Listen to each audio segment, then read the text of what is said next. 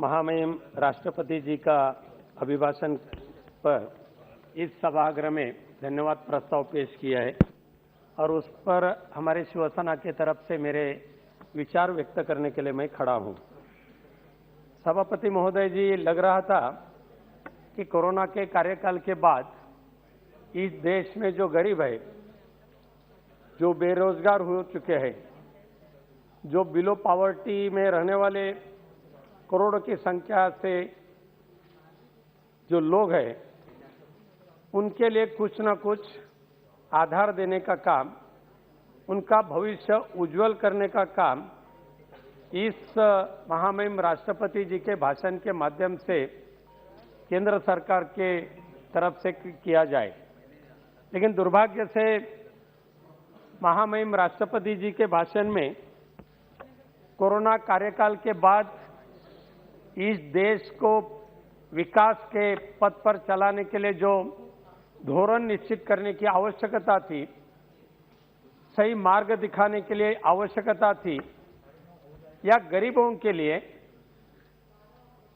और आम आदमी का जीवन बदलाव करने के लिए जो करने की आवश्यकता थी, उसे इस सरकार बहुत दूर दूर तक जा चुकी और इसीलिए राष्ट्रपति जी का भाषण सुनने के बाद सारे देशवासी उतने ही नाराज हो गए। हम सारे लोक प्रतिनिधि भी नाराज होकर आज सभागृह में अपने विचार व्यक्त करने के लिए खड़े। कोरोना के कार्यकाल में इस देश के वैज्ञानिकों ने और देश के शासनकर्ता ने, चाहे वो प्रधानमंत्री नरेंद्र मोदी जी हो, स्वास्थ्य मंत्री डॉक्टर मनसुख मांडविया जी हो, उन्हें हम धन्यवाद देते। चाहे दुनिया कुछ भी कहे, लेकिन इस देश में वैक्सीन का निर्माण करके देश से कोरोना को रोकने का काम केंद्र सरकार के माध्यम से जैसे हुआ, वैसे ही राज्य सरकार ने भी उतने ही प्रधानमंत्री नरेंद्र मोदी जी के मार्गदर्शन पर महाराष्ट्र के मुख्यमंत्री उद्धव जी ठाकरे हो,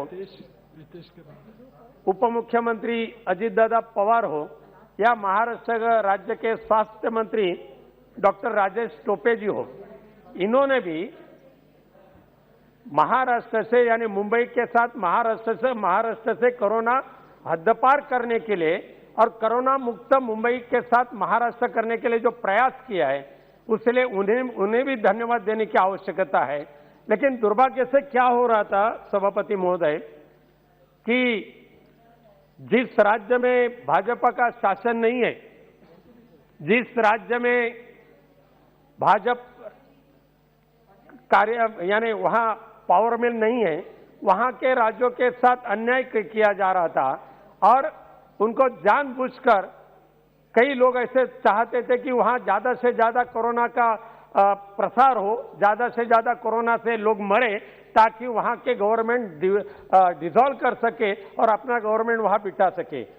उनके दुर्भाग्य से महाराष्ट्र के महाविकास आघाड़ी का सरकार आज भी कोरोना के थर्ड वेव में भी ओमिक्रॉन हो या और डेल्टा हो, ये सारे से महाराष्ट्र मुंबई के साथ महाराष्ट्र को सुरक्षित रखने में कामयाब हो चुके। इसलिए मैं प्रधानमंत्री जी का जैसा धन्यवाद करता हूं, वैसे महाराष्ट्र के महाविकास आघाड़ी को धन्यवाद करता हूं। सभापति महोदय, खास करके कोरोना के कार्यकाल के बाद इस देश में एक आरोग्य के संबंध में कई योजना लाई गई। डॉक्टर्स के बारे में ज्यादा से ज्यादा इस देश में डॉक्टर्स होनी चाहिए, हॉस्पिटल्स होनी चाहिए, सुपर स्पेशलिटी हॉस्पिटल होनी चाहिए, एम्स होनी चाहिए। ऐसे ही हमारे महाराष्ट्र सरकार ने महाराष्ट्र में 4 गवर्नमेंट मेडिकल कॉलेज का प्रस्ताव केंद्र सरकार के पास पेश किया। मैं इसके लिए बताना चाहता हूं कि खास करके कि सेंट्रल गवर्नमेंट के कई ब्यूरोक्रेट, कई अफसर जानबूझ के महाराष्ट्र सरकार को कैसे परेशानी निर्माण कर सकते हैं, ये मैं यहां बताना चाहता हूं। गवर्नमेंट मेडिकल कॉलेज जहां पे प्रपोज किया जाता है, तो साहजिक है कि आदरणीय प्रधानमंत्री नरेंद्र मोदी जी ने कहा कि हर जिले में एक तो गवर्नमेंट मेडिकल कॉलेज होना चाहिए। इसलिए महाराष्ट्र गवर्नमेंट ने इस वक्त कोरोना के बावजूद भी 4 गवर्नमेंट कॉलेज प्रपोज किया। मेरे क्षेत्र में सिंधुदुर्ग गवर्नमेंट कॉलेज प्रपोज किया। सभापति महोदय, मैं बताना चाहता हूं आपके माध्यम से आदरणीय आरोग्य स्वास्थ्य मंत्री मनसुख जी मंडविया साहब से मैं धन्यवाद दूंगा, चाहे मनसुख मंडविया साहब को भी धन्यवाद दूंगा, उनके हेल्थ सेक्रेटरी राजेश भूषण उनको भी मैं धन्यवाद दूंगा। उन्होंने एक अपनेपन से सिंधुदुर्ग के गवर्नमेंट मेडिकल कॉलेज को मंजूरी मिलने के लिए उन्होंने प्रयास किया। लेकिन इस दिल्ली में जो एनएमसी नाम की जो एक बॉडी है, उनके पास जो दूसरी उनके सब्सिडाइज्ड बॉडी एमएआरबी रहती है, जो मैनेजमेंट एंड रेटिंग बोर्ड का काम करते हैं। सभापति महोदय, मुझे दुख होता है बताने के लिए कि एनएमसी और एमएआरबी के जो लोग वहां बैठे हैं ना, एक खुद की बापजादी की संस्था समझकर वहां काम करते हैं। गवर्नमेंट मेडिकल कॉलेज होने के बावजूद भी एक government medical Sindhudurg government medical college का इंस्पेक्शन 6 बार हो चुका, 6 बार, और अलग अलग नया मुद्दा। फिजिकल जब इंस्पेक्शन हुआ, उन्होंने जो क्वेरीज क्लियर किया, उन्होंने क्वेरीज रेज किया, सारे के सारे क्वेरीज क्लियर कर दिया।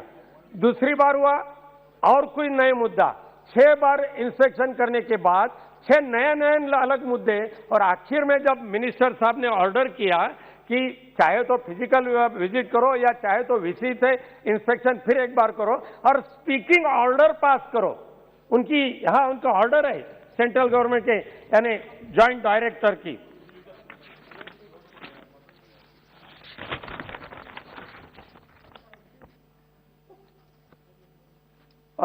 And pass the speaking order. ऐसे करने के बाद भी, इतनी क्लियर कट ऑर्डर देने के बाद भी डायरेक्टर एमी, इनका लेटर उनको गया एमएआरबी को, उन्होंने फिर एक बार इंस्पेक्शन किया और बोलते हैं वहां के डॉक्टर को, बोलते हैं कि आप यहां क्यों आते हैं, आपके गांव में आपको क्लिनिक चालू करो ना, काय के लिए आते हैं सिंधुदुर्ग में, आप कहां रहते हैं, आपके नेबर कौन है, आपको खाना अच्छा मिलता है क्या? ऐसी बकवास क्वेश्चन यहाँ के एमएआरबी के जो मेंबर वहां के डीन को या वहां के डॉक्टर को पूछकर प्रधानमंत्री नरेंद्र मोदी साहब के सपने में जो गवर्नमेंट मेडिकल कॉलेज है उनको डिसअप्रूव करने का काम करें। सभापति महोदय, उससे भी और आगे जाकर मैं आपको बताना चाहता हूं, एमएआरबी ने यानी एमएससी ने 17 नवंबर को अप्रूवल दिया, Sindhudurg government medical college approve, और 21 तारीख को डिसअप्रूव कर दिया। ये कहां का न्याय हो सकता है? एक प्राइवेट कॉलेज को, सिंधुदुर्ग के प्राइवेट कॉलेज को प्रोटेक्ट करने के लिए प्रधानमंत्री नरेंद्र मोदी जी का सपना ध्वस्त करने के लिए एमएआरबी के और एनएमसी के लोग जो बैठे हैं ना, उनको हकाल देने की आवश्यकता है, तो ही इस देश में गरीबों को न्याय मिलेगा। गरीबों को जो आधार मिलना चाहिए स्वास्थ्य के बारे में तो मिल सकता है। इसलिए मांग करता हूं मैं, जैसे मैं शुरू में बताया, मैं मंत्री जी का सराहना करता हूं, सेक्रेटरी का सराहना करता हूं, लेकिन इसके ऐसे जो एमएआरबी और एनएमसी के लोग हैं उनका मैं निंदा करता हूं। और जब तक ऐसे बदमाश लोग वहां एनएमसी में और एमएआरबी में बैठे, तब तक इस देश को, देश के स्वास्थ्य का जो प्रश्न है उसे उत्तर मिलने वाला नहीं। सभापति महोदय, मैं आगे जाना चाहता हूं। कोरोना के बाद इस केंद्र सरकार का मैं ध्यान आकर्षण करना चाहता हूं कि कोरोना के कार्यकाल में आपने ये किया वो किया तो बहुत कुछ किया, ऐसा बातें तो हो चुकी है, लेकिन मैं सर्वोच्च न्यायालय ने कहा था कि कोरोना में जो मर चुके हैं उन्हें 50,000 रुपया राज्य और केंद्र सरकार को देना चाहिए। मैं अभिमान से कहना चाहता हूं कि महाराष्ट्र के महाविकास आघाड़ी सरकार ने 50-50 हजार जो बच्चों के मां और पिता गुजर गए, उस सारे के सारे फैमिली को 50,000 उन्होंने दिए। लेकिन सर्वोच्च न्यायालय ने आदेश देने के बाद भी केंद्र सरकार ने देश के ऐसे कितने परिवारों को आधार दिया, ताकि केंद्र सरकार ने स्पष्ट कहा था कि 50,000 देना चाहिए, तो रिप्लाई में ऐसे देश के कितने परिवारों को केंद्र सरकार के माध्यम से 50,000 दिया गया, उसके बारे में पूरी जानकारी हम जानना चाहते हैं और मुझे भरोसा है प्रधानमंत्री जी उसके बारे में स्पष्ट निवेदन करें। अगर नहीं दिया होगा तो इस अभी तो जनवरी में 1,40,09,986 करोड़ की इकट्ठा किया जीएसटी, उससे तो देने की व्यवस्था करे। वो लोगों का ही पैसा है, लोगों के पास जाना चाहिए। इसलिए सभापति महोदय, आज आदरणीय राष्ट्र महामहिम राष्ट्रपति जी के भाषण में बाबा साहब आंबेडकर जी के तत्व का अनुकरण किया गया। बाबा साहब आंबेडकर जी ने कहा था, मेरा आदर्श एक ऐसा समाज होगा जो स्वाधीनता, समानता और भाईचारे से आधारित हो।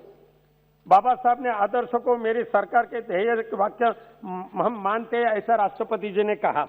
लेकिन मैं दुर्भाग्य से कहना चाहता हूं सभापति महोदय, आज बाबा साहब आंबेडकर जी के माध्यम से संविधान का जो निर्माण हुआ अपने देश में, केंद्र और राज्य सरकार की जो मर्यादा है वो स्पष्ट की गई है। लेकिन दुर्भाग्य से आज केंद्र सरकार के माध्यम से इस देश के कई राज्यों में जहां भाजपा का सरकार नहीं होने के बावजूद वहां के सरकारों को कैसे परेशानी दे सके, कैसे अस्थिर कर सके, उन्हें डिस्टर्ब कैसे कर सके, इसीलिए एक संविधान के माध्यम से जो निर्माण हुआ था राज्यपाल, और राज्यपाल का इस्तेमाल करने के लिए शुरुआत किया।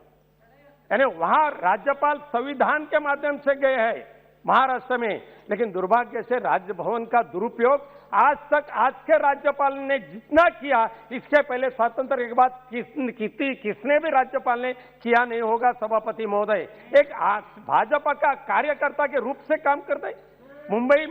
मुंबई क्षेत्र का ड्रेनेज चौकअप हुआ, चले राज्यपाल जी के पास।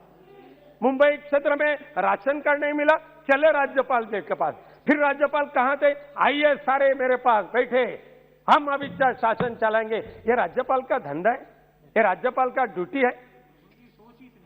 हम सोच नहीं सकते कि इतने भारत यानी महाराष्ट्र स्वतंत्र होने के बाद, चाहे वो पीसी अलेक्जेंडर हो, चाहे बाकी के हो चुके सारे राज्यपाल हो, आज तक इतना आज के जैसे राज्यपाल के जैसे बर्ताव इसके पहले कोई भी राज्यपाल ने नहीं किया था।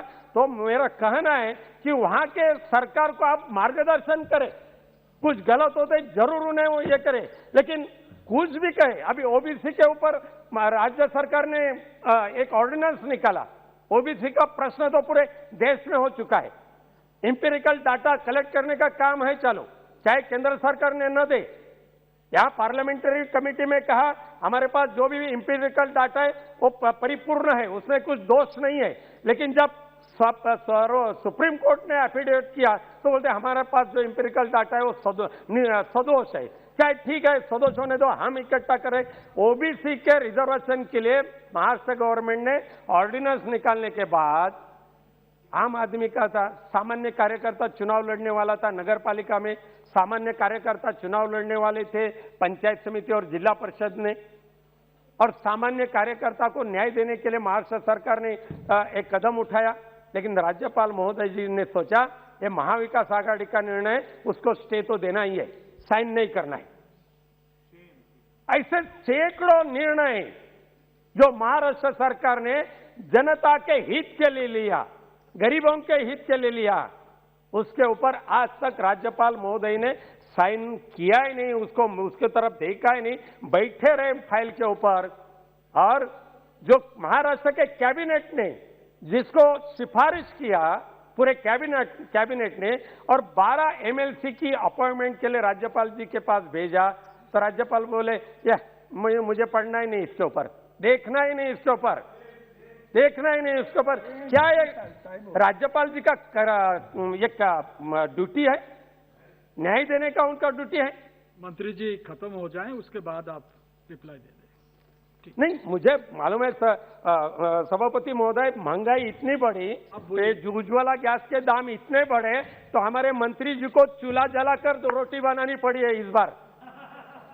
जब शिवसेना महाराष्ट्र में थी तो तब ये तालियां मार रहे थे जब ये उज्ज्वला गैस के माध्यम से उज्ज्वला दे रहे थे महाराष्ट्र में और देश अब बोलो, आप बोलो, बाद में बोलो, कुछ से भाई ये नहीं है, लेकिन ये सच्चाई है। मंत्री जी चूल्हा बनाकर खाना पका रहे, क्यों? अभी यहाँ बोलते कि चूल्हा जलाएंगे तो आग खराब होंगे, लेकिन परवड़ते नहीं है, गैस नहीं परवड़ते। 1000 उज्ज्वला गैस 1000 से भी ज्यादा गया, डीजल नहीं, पेट्रोल नहीं, दाम बढ़ते जा रहे, कम होने की कुछ बातें नहीं है। इसके लिए मंत्री जी जहां खुद चूल्हा जलाते हैं तो हम आम आदमी क्या करेंगे? सभापति महोदय, चूल्हा जलाना ही पड़ रहा है, और चूल्हा जलाने के बाद फिर एक बार इस देश के गरीब लोगों के आंख दर्द होने लगे, और इसीलिए मैं मांग कर रहा हूं कि चूल्हा जलाना भी एक कला है। नहीं, अभी फिर एक बार चूल्हे का खाना बहुत पसंद करने वाले लोग आए हैं। सभापति महोदय, ये तो सरकारी कलाकारों की है। हाँ, बराबर। आज इनकम टैक्स जो पे करने वाले लोग हैं, अभी कल परसों बजट में भाषण किया, अगर इनकम टैक्स में चोरी करे तो सीधा जेल में जाने का। लेकिन मैं जानना चाहता हूं, गरीबों को आप डांटते हैं, लेकिन इस देश को फंसाकर, इस देश को लूटकर जो प्रदेश में गए, कितने हजार करोड़ रुपया फंसा उन्होंने लूट कर गए। एक बार स्पष्ट तो होने दो। कोई बोले 40,000 करोड़ लेकर गए, कोई बोले 80,000 करोड़ लेकर गए, लेकिन जो चोरी करके गए वो फिर आए नहीं है। आप गरीब लोगों को जरूर जेल में डाल सकते हैं, लेकिन इस देश को लूटने वाले जो लुटेरे हैं, ये लुटेरों को आप सजा देने का काम करना चाहिए सभापति महोदय, तो ही गरीबों का राज इस देश में आएगा, अन्यथा नहीं। इसीलिए मैं 135 करोड़ लोगों की आबादी है सभापति महोदय, और हमारे राष्ट्रपति जी कह रहे हैं कि हम 6 करोड़ ग्रामीण परिवारों के लोगों को योजना का लाभ मिला है, यानी महामारी के बावजूद 6 करोड़। लेकिन एग्जैक्टली इस देश में महामारी के बाद कितनी बेरोजगारी निर्माण हुई, कितने रोजगार देने वाले व्यवसाय बंद हो चुके, इसकी आंकड़ेवारी इस सामने सभागृह में आने की आवश्यकता है। प्राइवेट कंपनियां जो रहती है, खास करके प्रधानमंत्री फसल बीमा योजना, सभापति महोदय मैं जानना चाहता हूं, आज इस देश में जैसे कि राहुल गांधी जी ने कहा, 1 या 2 आदमी के लिए देश चलाना है क्या? 1 या 2 आदमी के लिए सब कुछ देना है क्या? इस देश के जो किसान हैं उनके हित के लिए प्रधानमंत्री फसल बीमा योजना का अमल किया, लेकिन जिनके माध्यम से प्रधानमंत्री फसल बीमा योजना का अमल किया जा रहा है, 13 कंपनी ऐसी है अपने देश में जो निजी कंपनी है, उनके हित के लिए, उनके भलाई के लिए प्रधानमंत्री फसल बीमा योजना का अमल की जा रहा है। इसलिए हम सारे लोग का प्रतिनिधि कर रहे हैं कि सरकारी योजना शुरू करें। सद्भाग्य से गुजरात गवर्नमेंट ने ये सारे निजी कंपनियों को फेंक दिया दूसरी जगह पे, और प्रधानमंत्री जी के कहने के बाद भी खुद की फसल बीमा शुरू की, और इसलिए इस देश में सारे निजी फसल बीमा योजना का अमल करने वाली जो निजी कंपनी है उनको बर्खास्त करके गवर्नमेंट की फसल बीमा योजना निर्माण करके किसानों को आधार देने की आवश्यकता है, और इसलिए केंद्र सरकार सही तरीके से काम करेगी ऐसा मुझे लगता है। सभापति महोदय, मैं वैसे तो कई मंत्री जी बहुत अच्छे काम करते हैं। आदरणीय वीरेंद्र कुमार सिंह जो मंत्री है उनका मैं सराहना करूंगा, जिन्होंने विकलांग के बारे में अच्छी तरह से काम कराए, और इसलिए ऐसे जो काम अच्छे कर रहे उनको हम जरूर सराहना करेंगे। लेकिन जो गरीबों के सब ये खत्म करने के लिए जो आगे आ रहे हैं, उसके लिए हम बिल्कुल उनके लिए कुछ आगे पीछे नहीं देखेंगे। आज डिजिटल इंडिया का बहुत बड़ा सारे जगह पे कहा रहे, हम डिजिटल इंडिया करें, और डिजिटल इंडिया करने के लिए कुछ ऑब्जेक्शन हमारा या हरकतें हैं ऐसा मुझे नहीं लगता है। लेकिन 15 सितंबर 2021 को केंद्र सरकार ने देश के प्राइवेट टेलीकॉम कंपनी की आर्थिक सेहत को सुधारने के लिए राहत का पैकेज दिया था प्राइवेट टेलीकॉम कंपनी के लिए। लेकिन अब ये देश की एक BSNL नाम की टेलीकॉम फैक्ट्री है, पूरे देश में उसका कंपनी है। पूरे देशवासी बीएसएनएल के ऊपर निर्भर है, चाहे गरीब हो, चाहे श्रीमंत हो, चाहे कर्मचारी हो, सारे के सारे बीएसएनएल। लेकिन आज के टाइम में बीएसएनएल की हालत क्या है सभापति महोदय? गांव खेड़े में, पहाड़ी एरिया में बीएसएनएल का नेटवर्क पूरी तरीके से बंद। वोडाफोन को फाइनेंशियल पैकेज दिया, एक जगह पे आप वोडाफोन को 15% फाइनेंशियल पैकेज देते हैं और दूसरी तरफ सरकारी कंपनी बीएसएनएल होने के बाद भी वहां 92,000 लोगों ने वीआरएस लेने के बाद भी वहां रिक्रूटमेंट एक कर्मचारी की भी नहीं हो रही है। और सारे के सारे ट्रांजैक्शन आप बोलते हैं ऑनलाइन करो, बीएसएनएल के माध्यम से करो। मेरी विनंती है कि आप निजी इस बार बजट में देख लीजिए, बजट में, लेकिन उसका उल्लेख राष्ट्रपति जी के भाषण में आवश्यकता थी सभापति महोदय। मैं आपका आभार व्यक्त करता हूं। कल बजट हुआ, लेकिन एक दिन पहले राष्ट्रपति जी का भाषण हुआ, उस भाषण में भी बीएसएनएल को सक्षम हम करेंगे, राष्ट्रपति जी के भाषण से हम अगर सुनते थे हमें खुशी होती थी कि पूरे देशवासी जिस टेलीकॉम सिस्टम के ऊपर निर्भर है उसे न्याय देने की आवश्यकता है। अध्यक्ष महोदय, बगल में आज नेता बैठे हैं, थोड़ा सा बाकी रह गया, उनको मालूम है कि 45,000 करोड़ जो बजट में मिला, इसमें कितना फायदा बीएसएनएल को होगा। लेकिन सभापति महोदय, मैं कहना चाहता हूं कि पूरे देश में जियो को जिस तरह से प्रमोट किया जा रहा है, करे, जियो को जिस तरह से प्रमोट की जा रहा है, लेकिन उतना थोड़ा सा हाथ भी अगर बीएसएनएल को देते हैं तो हम बोल सकते हैं कि चलो एलआईसी गई और क्या 5G 4G नहीं, अभी 2G और 3G का कनेक्टिविटी मिलना मुश्किल हो चुका है। 5G तो छोड़ दीजिए, 4G तो है नहीं है, पहाड़ी एरिया वैसा की वैसा है। लेकिन एक तरफ सारे के सारे गवर्नमेंट सेक्टर का यानी निजीकरण की जा रहा है, वैसे अगर बीएसएनएल को करना नहीं होगा तो आज फिर एक बार प्रधानमंत्री जी के मुंह से हम जानना चाहते हैं कि हम कोई भी हालत में बीएसएनएल को बेचेंगे नहीं और जियो को रोकेंगे और बीएसएनएल को प्रोजेक्ट करेंगे। ये जब प्रधानमंत्री बोलेंगे तो हम मान सकेंगे कि देश के गरीबों का आवाज इस संसद में गूंज रहा है। सभापति महोदय, इस देशवासियों को मैं धन्यवाद देना चाहता हूं। व्यापारी हो, छोटे किराना माल के लोग हो या बड़े व्यापारी हो, उन्होंने कोरोना के कार्यकाल के बाद भी इतनी परेशानी सहन करने के बाद भी जनवरी में, जैसे कि कल आदरणीय वित्त मंत्री जी ने कहा सभागृह में कि 1,40,986 करोड़ सिर्फ जनवरी में इकट्ठा हो चुका है जीएसटी। यानी कितना ईमानदार लोगों का ये देश है। लेकिन हमारे राज्यों को क्या मिला सभापति महोदय? हमारे महाराष्ट्र राज्य का आज भी 30,000 करोड़ जीएसटी आज भी दिन नहीं दिया है। और जो कारपोरेशन है, मेट्रोपॉलिटन सिटी में जो कारपोरेशन है, उन्हें भी जीएसटी के कानून के हिसाब से कम 3,500 करोड़ पिछले 3 वर्ष से दिया नहीं है। राज्य का काम कैसा चलेगा? वहां की विकास की गतिविधि कैसी चलेगी? अगर आप जिस राज्य में अपना पार्टी नहीं है उस राज्य के ऊपर अन्याय करने के लिए आप सोचे, तो सही बात नहीं होगी। इस देश का जो रेवेन्यू इकट्ठा हो रहा है उसमें करीबन 40% रेवेन्यू अकेले मुंबई और महाराष्ट्र के पास से मिल रहे हैं।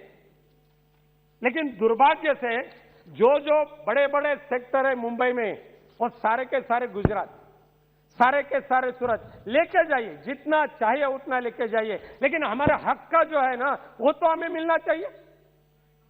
आप बहुत अच्छा बोलते हैं, समय के अभाव है आपका। धन्यवाद महोदय। 2-3 मिनट, ज्यादा नहीं, 2-3 मिनट। मैं एक ही है कि मुंबई जैसे मेट्रोपॉलिटन सिटी के लिए जो देना चाहिए कर्तव्य से देना चाहिए, मांगने का वक्त ही नहीं आना चाहिए। मुंबई रेलवे के लिए क्या दिया सभापति महोदय? मेट्रो के लिए क्या दिया? मुंबई के झुग्गी झोपड़पट्टी वासियों के डेवलपमेंट के लिए क्या दिया? एयरपोर्ट अथॉरिटी के जगह पे बसी हुई, रेलवे के जगह पे बसी हुई झुग्गी झोपड़ी, उनके डेवलपमेंट के लिए क्या दिया? आप वहां से छीनने का काम कर रहे हैं, लेकिन देने का वक्त जब आता है सब ये कंजूसी क्यों करते हैं सभापति महोदय केंद्र सरकार के माध्यम से, मुझे समझ में नहीं रहते। न्याय किसके पास मांगेंगे? हमारा हक है न्याय आदरणीय प्रधानमंत्री जी के पास हम मांगेंगे, और प्रधानमंत्री जी का कर्तव्य है कि देश के सारे के सारे जो देशवासी है, देश के राज्य है, उन्हें न्याय दे। सबका साथ, सबका विकास, सबका प्रयास अगर सही तरीके से होना होगा तो सही न्याय देने का काम केंद्र सरकार के माध्यम से होना चाहिए। आखिर में सभापति महोदय, हमारे संत ज्ञानेश्वर ने गरीबों के कल्याण के लिए ईश्वर के पास प्रार्थना की, खुद के लिए कुछ नहीं किया, ईश्वर के पास प्रार्थना की, और उन्हें मराठी में है, दुरितांचे तिमिरदावो विश्व स्वधर्म सूर्ये पाहो, जो जे वांछिलो तो ते लाहो प्राणी जातो। यानी इस दुनिया पे जो जो इंसान है, जो जो गरीब हो चाहे अमीर हो, उन्हें जो जो चाहिए वो देने का आपका कर्तव्य है, वो हिसाब से न्याय करे। इतना ही बोलकर मैं आपका आभार व्यक्त करता हूं और मेरा भाषण समाप्त करता हूं। धन्यवाद। विठल जी के मंदिर तक एक बड़ा रास्ता बन रहा है। एबीपी माझा, उघडा डोळे बघा नीट।